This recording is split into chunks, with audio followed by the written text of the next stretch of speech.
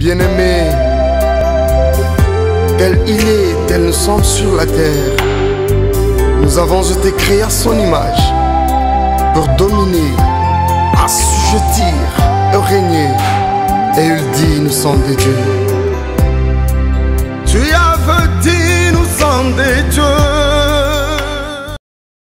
Amis du petit écran, amis de l'émission Africa House à travers le monde, là où vous vous retrouvez encore une fois de plus votre bien-aimé Clovis Dimoulou sur les antennes de Canal Kin à Kinshasa, sur le net, à travers le monde, votre émission que vous aimez tant, l'émission Africa House. Aujourd'hui, c'est vraiment un plaisir pour nous. Sur ce plateau, nous recevons le deux hommes de Dieu, le deux apôtres. L'un d'eux, vous le connaissez parce que c'est vraiment un habitué de cette émission, vous le connaissez depuis longtemps. On a fait beaucoup d'éléments avec lui, à travers les États-Unis bien sûr. C'est l'apôtre Patrice Ntsingui. Et aujourd'hui, nous avons encore la grâce, le plaisir de recevoir un autre apôtre qui vient d'Angola, l'apôtre Antonio. Donc avec nos deux invités, et nous allons essayer d'animer cette tranche des informations socio-culturelles à partir des États-Unis d'Amérique. Le thème de ce soir, c'est donc l'appel de Dieu. Qui peut-on appeler un appelé? Et comment est-ce qu'on peut connaître que c'est le moment où je suis appelé à entrer dans les champs de Dieu? C'est en quelque sorte ce sujet que nous allons essayer de réfléchir ensemble avec ces deux hommes de Dieu. Restez branchés sur Canal Kin, restez branchés sur votre émission que vous aimez tant, l'émission Africa House avec votre humble serviteur. Sans plus tarder, je ne suis pas l'invité du jour, moi je suis le canal par lequel vous allez découvrir les deux hommes de Dieu. Je vais donc commencer à ma droite avec l'apôtre Patrice. Il va s'introduire, je sais qu'il est déjà un habitué de cette émission. Bonsoir apôtre Patrice. Bonsoir, je suis très heureux d'être encore présent dans notre émission, la maison Africa House, où je suis habitué de disséquer certains sujets importants pour l'édification de l'Église. Donc je salue tous les téléspectateurs dans le monde entier, en particulier en Amérique, en Afrique. Donc je suis l'apôtre Ntsingui de l'Angola, où j'exerce maintenant la responsabilité de l'archevêque des églises de réveil là-bas. Nous passons à notre deuxième invité qui est l'apôtre Antonio. Bonsoir apôtre. Bonsoir.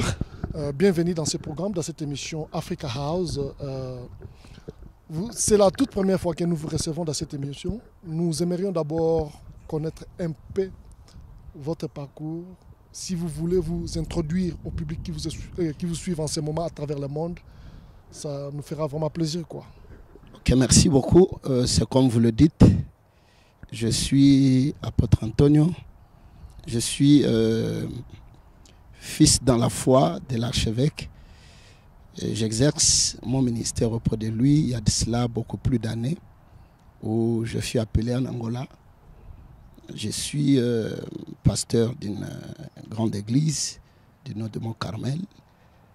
C'est pour la première fois que je me présente dans cette émission Africa House. C'est vraiment avec plaisir que nous partagerons ce grand sujet. Voilà. C'est la toute première fois que nous vous recevons dans cette émission. On se retrouve ici aux États-Unis d'Amérique, précisément dans l'État qu'on appelle l'État de Colorado, dans la ville qu'on appelle la ville de Denver. Nous aimerions d'abord connaître la raison de votre présence dans ces grands pays, dans les pays de l'oncle Sam. Dieu soit loué pour cela. C'est par invitation que nous sommes là. L'homme de Dieu qui nous a reçus ici, c'est l'apôtre Mbo. Il est ami à mon père dans la foi.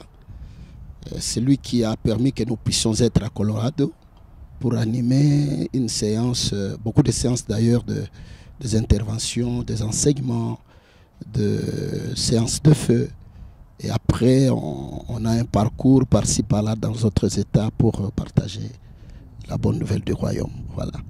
D'une manière un peu concise, nous pouvons connaître comment étaient ces journées que vous avez animées avec votre père, l'apôtre Patrice. Je bénis Dieu d'abord pour cela. Dieu a permis que mon père soit un homme de feu. Il a exercé ce ministère depuis 1999 en Angola. C'est un homme que Dieu a utilisé avec beaucoup de puissance. Il a animé des campagnes d'évangélisation. C'est pendant ces campagnes que le Seigneur nous a touchés. Et par son ministère, nous sommes devenus aujourd'hui ce que nous sommes. Et par la grâce du Seigneur, Dieu a permis que nous animons un thème tellement important qui a tellement béni le peuple de Dieu. C'est la puissance de l'alliance qui affecte votre destinée. Voilà, c'est un sujet tellement costaud, un sujet tellement important. Nous avons partagé avec le peuple de Dieu des sous-thèmes captivants. Nous avons parlé de... J'ai introduit, parce que mon père devait venir après moi pour que je fasse d'abord l'introduction de ce grand thème. Et nous avons parlé aussi sur la puissance de l'identité.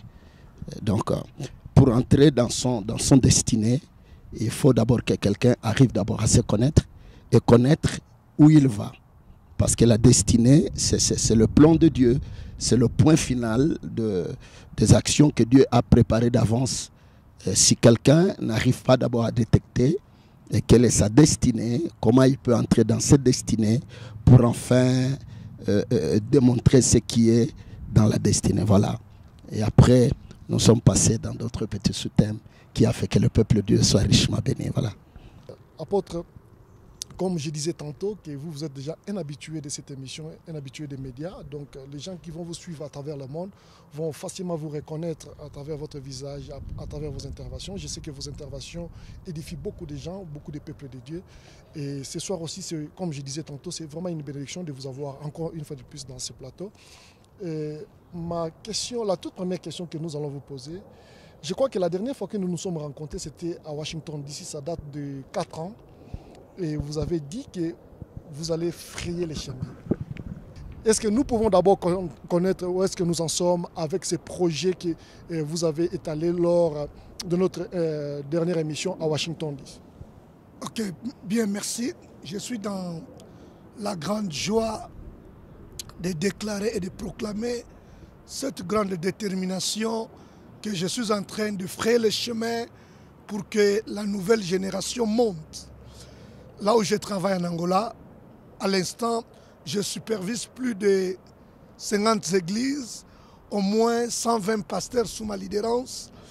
Et j'ai enregistré par l'adoption, j'ai adopté une quinzaine de ministères et Dieu m'a mis au cœur de faire un travail qui va permettre que la nouvelle génération monte. Donc, c'est pour cela que quand je fais l'introduction à l'instant, je ne travaille pas seulement comme un apôtre, mais je travaille aussi comme un archibishop dans mon pays. C'est par cette détermination de frayer le chemin pour que la nouvelle génération passe avec facilité. Donc merci beaucoup.